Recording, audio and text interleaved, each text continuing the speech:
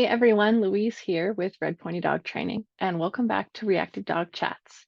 Now, before we get started, I wanted to make one little announcement. I'm launching a brand new program for reactive dog families, and I would love for you to be a part of this. From now until December 1st, you can sign up as a founding member of Reactivity Rehab at half off.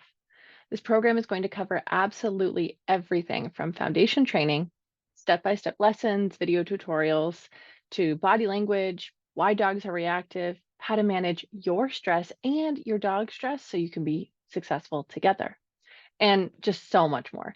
I have big plans for this comprehensive program, but I need your help. When you sign up now as a founding member, in exchange, you'll provide me with weekly feedback, which will allow me to make a program that is literally catered to you and your dog. You can get all the details and more at the link right here. I'll put it at the bottom of the screen, and I'll link it in the description below. Okay, now let's get to today's episode. We're going to be talking about socializing your reactive dog. Are you ready? Let's dive in. A common thread I hear when I meet with new clients is that despite their walking their dogs around their triggers, or despite exposing their reactive dog to other dogs, people, cars, whatever they might be reactive to, that they remain reactive. Now, I want to dive deep into this today because this right here, this is why just simple and basic dog training isn't going to help a reactive dog. We need a very specific step-by-step process to ensure that your dog's behavior does, in fact, improve over time. So first, let's discuss why the behavior doesn't improve with simple exposure. The first reason is rehearsal. When a dog rehearses a behavior, the probability of them doing it again goes up with every repetition. And the reason for that is a number of things. We talked about this in the management episode, so I'll link it below for you guys as well. But to touch on it briefly here, the more your dog reacts, the more that switch is primed to do so again. If you think of that like motor, that engine already being warmed up and ready to go again, when a dog reacts, they're ready to go for the next time. And so they kind of remain in that state of a state of stress. So it's easier for them to then act on their feelings every time they see a trigger. The other is reinforcement. When your dog barks and lunges at a trigger, they often get what they need out of that, whether that's they've defended themselves from a potential threat, they've made that potential threat go away, whatever that may be. Reinforcement isn't always just giving your dog a treat. Sometimes it's relief from frustration, relief from stress or fear, and doing it themselves. It can help them feel better in the moment, but in the long run, we know it's not a sustainable behavior for them or for their life with us. So rehearsal and reinforcement are two things we really need to make sure we implement a management plan for so that we don't continue to perpetuate that reactivity. Now, simply exposing your dog won't ever be enough. And the reason being is they're not feeling better every time they see another dog. They're not feeling better every time a person comes to the house. So socializing is only something you can do with a young puppy when they're between the ages of 8 and 12 weeks. And that varies for different breeds, different size dogs, that kind of thing. But socialization or simple exposure is never going to be enough for a reactive dog or a sensitive dog, one that needs a little bit more coaching and support to feel safe and comfortable in their environment.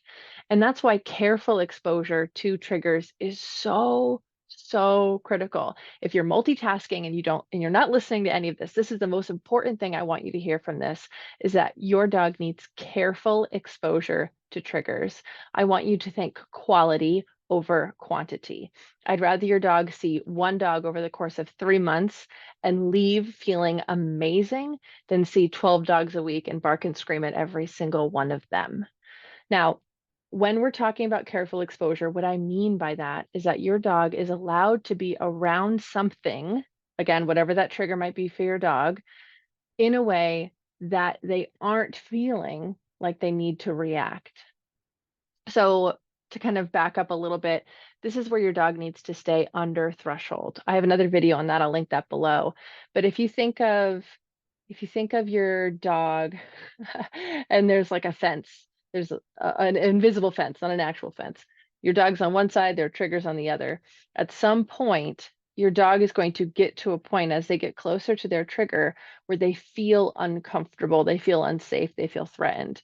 That point is their threshold.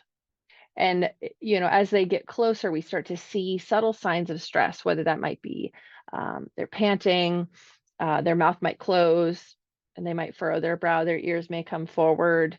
For some dogs, their tail starts to come up. They may lick their lips a lot. They may start sniffing the ground. They may pull on the leash. They may lean forward on the leash. These are all whispers of discomfort. And as your dog gets to their threshold, that's that tipping point where they start to bark, lunge, growl, snarl, snap, whatever it might look like for your individual dog.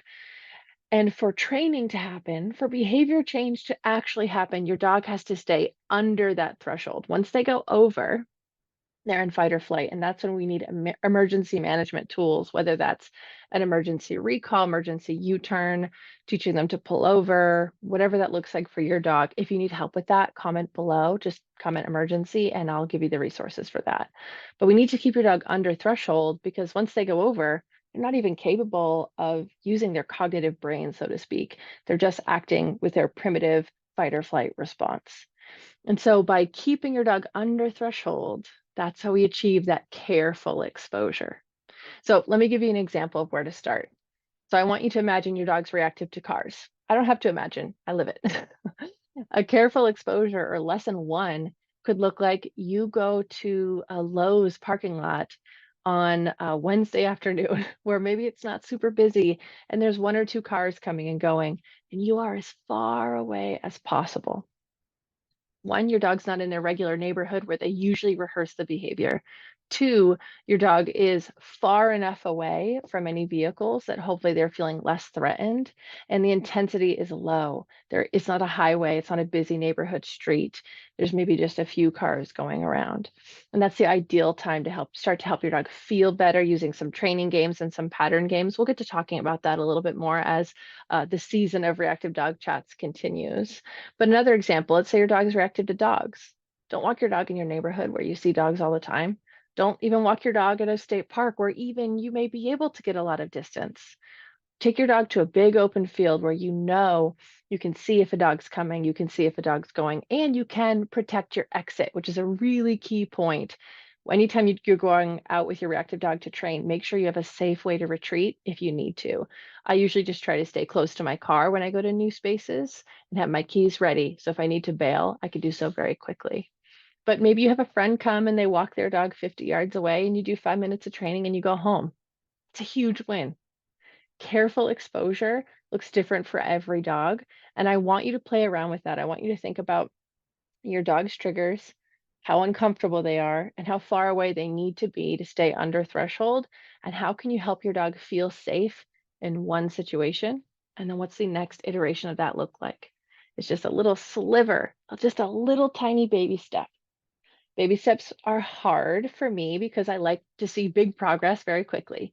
But for dogs, they need to go nice and slow, and those little steps will add up to big successes over time. I promise.